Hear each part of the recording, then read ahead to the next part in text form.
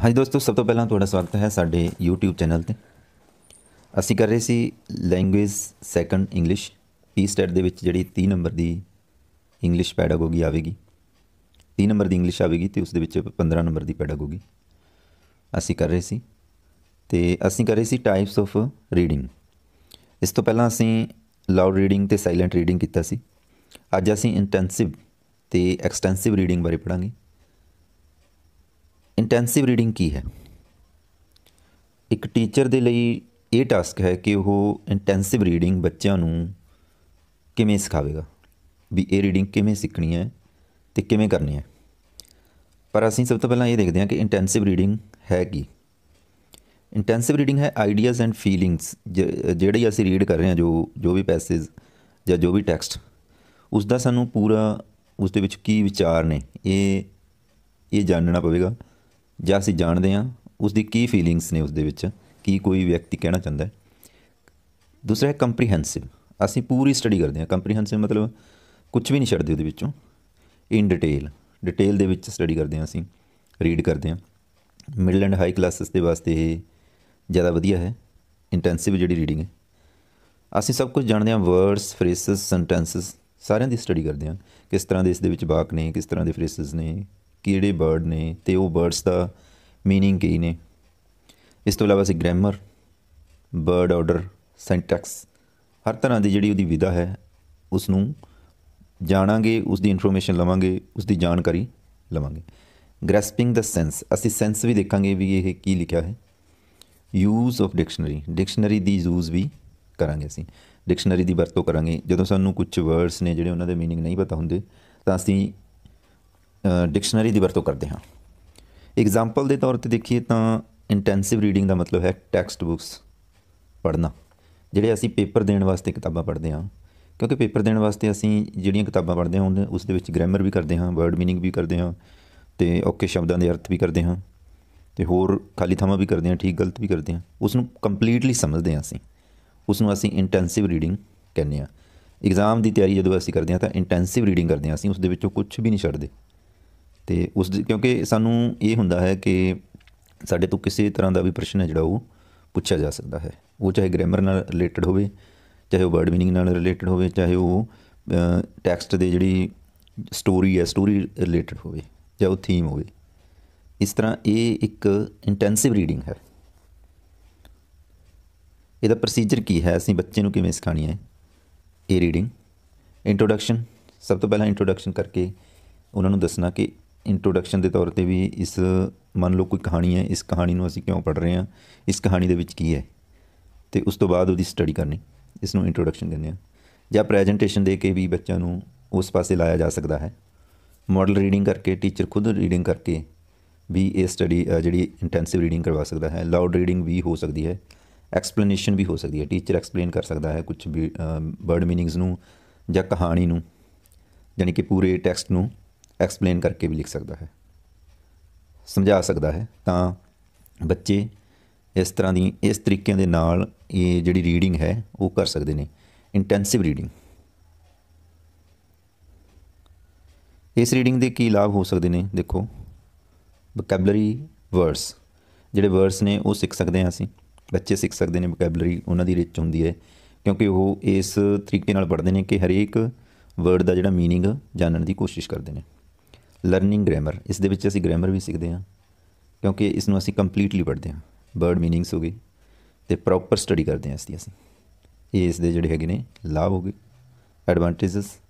ਉਸ ਤੋਂ ਬਾਅਦ ਡਿਸਐਡਵਾਂਟੇਜ, ਇਸ ਦੀ ਡਿਸਐਡਵਾਂਟੇਜ ਕੀ ਹੈ? ਲੈਸ ਇੰਟਰਸਟਿੰਗ ਘੱਟ ਹੈ ਕਿਉਂਕਿ ਬੱਚੇ ਨੇ ਸਾਰਾ ਕੁਛ ਉਸਦਾ ਕਰਨਾ ਹੁੰਦਾ ਹੈ, ਗ੍ਰਾਮਰ ਵੀ, ਖਾਲੀ ਥਾਵਾਂ, ਠੀਕ ਗਲਤ ਦੇ ਤੌਰ 'ਤੇ, ਅਤੇ ਹੋਰ ਸਭ ਕੁਛ ਕਰਦੇ ਨੇ, ਜਿਸ ਕਰਕੇ ਥੋੜ੍ਹੀ ਜਿਹੀ ਇੰਟਰਸਟਿੰਗ ਘੱਟ ਜਾਂਦੀ ਹੈ, ਇੰਟਰਸਟਿੰਗ ਲੈਸ ਹੋ ਜਾਂਦੀ ਹੈ। ਲਿਮਟਡ ਯੂਟੀਲਿਟੀ, ਇਸ ਦੀ ਜਿਹੜੀ ਯੂਟੀਲਿਟੀ ਹੈ, ਵਰਤੋਂ ਹੈ, ਉਹ ਲਿਮਟਡ ਹੈ, ਘੱਟ ਹੈ। ਇਸ ਤਰ੍ਹਾਂ ਥੋੜ੍ਹਾ ਜਿਹਾ ਇਸ ਦਾ ਯਾਨੀ ਕਿ ਡਿਸਐਡਵਾਂਟੇਜ ਵੀ ਹੈਗੀਆਂ ਨੇ। ਉਸ ਤੋਂ ਬਾਅਦ ਅਸੀਂ ਕਰਦੇ ਹਾਂ ਐਕਸਟੈਂਸਿਵ ਰੀਡਿੰਗ। ਜਦੋਂ ਅਸੀਂ ਐਕਸਟੈਂਸਿਵ ਰੀਡਿੰਗ ਦੀ ਗੱਲ ਕਰਦੇ ਹਾਂ ਤਾਂ ਇੰਟੈਂਸਿਵ ਰੀਡਿੰਗ ਵੀ ਸਾਨੂੰ ਕਲੀਅਰ ਹੋ ਜਾਂਦੀ ਹੈ। ਐਕਸਟੈਂਸਿਵ ਰੀਡਿੰਗ ਕੀ ਹੈ? ਫॉर ਗਿਸ ਪਲੇਜ਼ਰ, ਜਦੋਂ ਅਸੀਂ ਖੁਸ਼ੀ ਲਈ ਪੜ੍ਹਦੇ ਹਾਂ, ਆਪਣੀ ਖੁਸ਼ੀ ਵਾਸਤੇ ਪੜ੍ਹਦੇ ਹਾਂ, ਉਦੋਂ ਅਸੀਂ ਕੁਛ ਨਹੀਂ, ਕੋਈ ਗ੍ਰਾਮਰ ਨਹੀਂ ਕਰਦੇ, ਕੋਈ ਸੈਂਟੈਂਸ ਨਹੀਂ ਦੇਖਦੇ, ਕੋਈ ਵਰਡ ਮੀਨਿੰਗ ਨਹੀਂ ਦੇਖਦੇ, ਆਪਣੀ ਖੁਸ਼ੀ ਲਈ ਪੜ੍ਹ ਰਹੇ ਹਾਂ ਅਸੀਂ, ਕੋਈ ਪੇਪਰ ਲਈ ਨਹੀਂ ਪੜ੍ਹ ਰਹੇ। ਰੈਪਿਡ ਰੀਡਿੰਗ, ਇਹ ਫਾਸਟ ਰੀਡਿੰਗ ਕਰਦੇ ਹਾਂ ਅਸੀਂ। ਜਿਹੜੇ ਜਿਹਦਾ ਵਰਡ ਮੀਨਿੰਗ ਨਹੀਂ ਵੀ ਆਉਂਦਾ ਉਹ ਵੀ ਛੱਡ ਦਿੰਦੇ ਹਾਂ ਅਸੀਂ, ਜਾਂ ਜਿਹੜੀ ਗੱਲ ਨਹੀਂ ਪਤਾ ਹੁੰਦੀ ਉਹ ਛੱਡ ਕੇ ਅੱਗੇ ਲੰਘ ਜਾਂਦੇ ਹਾਂ, ਅਤੇ ਸਿਰਫ ਅਸੀਂ ਆਪਣੀ ਖੁਸ਼ੀ ਲਈ ਪੜ੍ਹਦੇ ਹਾਂ। ਇੰਡੀਪੈਂਡੈਂਟ ਸਾਈਲੈਂਟ ਰੀਡਿੰਗ, ਇਹ ਅਸੀਂ ਸਾਈਲੈਂਟ ਹੋ ਕੇ ਰੀਡ ਕਰਦੇ ਹਾਂ, ਅਤੇ ਇੰਡੀਪੈਂਡੈਂਟ ਹੁੰਦੇ ਹਾਂ ਅਸੀਂ ਕਿ ਕੀ ਪੜ੍ਹਨਾ ਹੈ, ਵਿਦਆਊਟ ਹੈਲਪ ਆਫ ਟੀਚਰ ਦੀ ਸਹਾਇਤਾ ਤੋਂ ਬਿਨਾਂ ਪੜ੍ਹ ਰਹੇ ਹਾਂ, ਕਿਉਂਕਿ ਨਾ ਵਰਡ ਮੀਨਿੰਗ ਦੇਖਣ ਦੀ ਲੋੜ ਹੈ ਅਤੇ ਨਾ ਹੀ ਗ੍ਰਾਮਰ ਦੀ ਲੋੜ ਹੈ।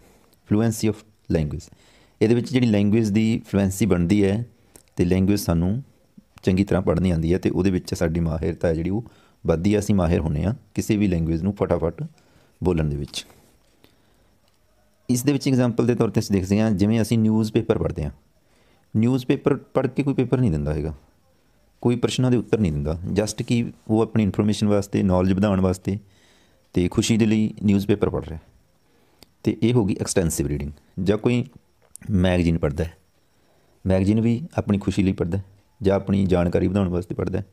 ਐਂਡ ਲਿਟਰੇਚਰ ਦੇ ਵਿੱਚ ਅਸੀਂ ਦੇਖਦੇ ਹਾਂ ਕਿ ਚਾਹੇ ਉਹ ਕੋਈ ਸਟੋਰੀ ਹੈ, ਚਾਹੇ ਕੋਈ ਨਾਟਕ ਹੈ, ਪਲੇ, ਚਾਹੇ ਕੋਈ ਪੋਮ ਹੈ, ਜਾਂ ਕੋਈ ਆਰਟੀਕਲ ਹੈ, ਜਦੋਂ ਅਸੀਂ ਉਸ ਨੂੰ ਪੜ੍ਹਦੇ ਹਾਂ ਤਾਂ ਅਸੀਂ ਉਹ ਪੇਪਰ ਦੇਣ ਵਾਸਤੇ ਜਾਂ ਗ੍ਰਾਮਰ ਸਿੱਖਣ ਵਾਸਤੇ ਨਹੀਂ ਪੜ੍ਹਦੇ, ਅਸੀਂ ਉਸ ਨੂੰ ਜਸਟ ਆਪਣੀ ਖੁਸ਼ੀ ਲਈ ਪੜ੍ਹਦੇ ਹਾਂ।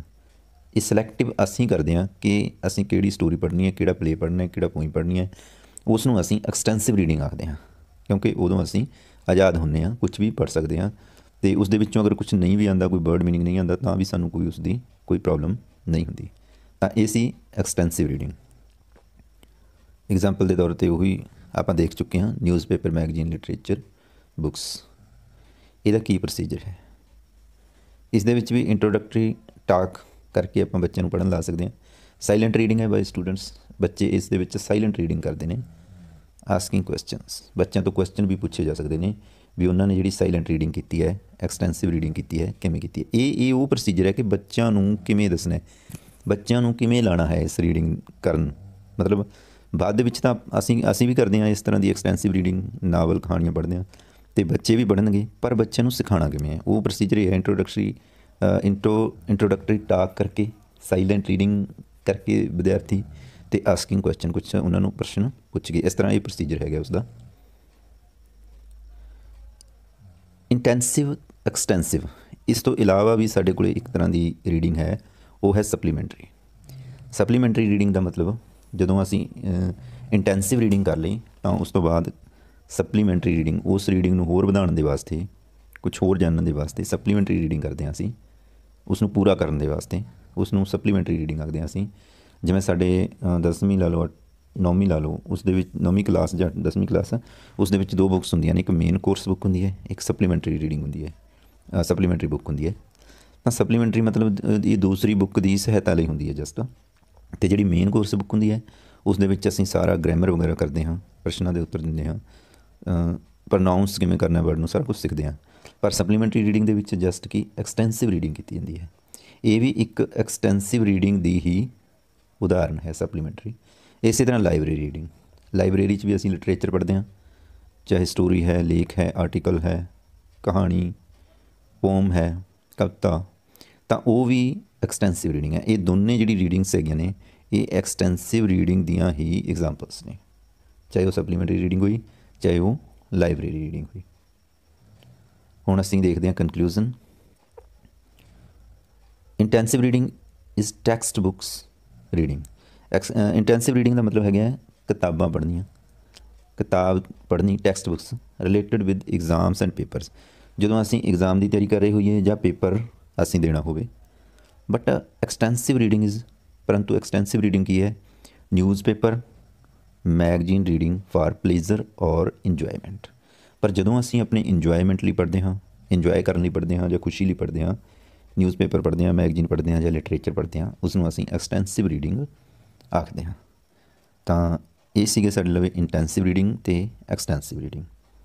ਉਮੀਦ ਕਰਦੇ ਹਾਂ ਕਿ ਤੁਹਾਨੂੰ ਇਹ ਸਾਰੀਆਂ ਜਿਹੜੀ ਚੀਜ਼ ਸੀਗੀ, ਸਾਰਾ ਜਿਹੜਾ ਰੀਡਿੰਗ ਸੀਗੀਆਂ ਐਕਸਟੈਂਸਿਵ ਅਤੇ ਇੰਟੈਂਸਿਵ, ਸਪਲੀਮੈਂਟਰੀ, ਲਾਇਬ੍ਰੇਰੀ ਰੀਡਿੰਗ, ਇਹ ਸਾਰੀਆਂ ਸਮਝ 'ਚ ਆਈਆਂ ਹੋਣਗੀਆਂ। ਇਸ ਲਈ ਸਾਰੇ ਹੀ ਵਿਦਿਆਰਥੀਆਂ ਦਾ, ਦੋਸਤਾਂ ਦਾ ਬਹੁਤ ਬਹੁਤ ਧੰਨਵਾਦ। Thank you very much.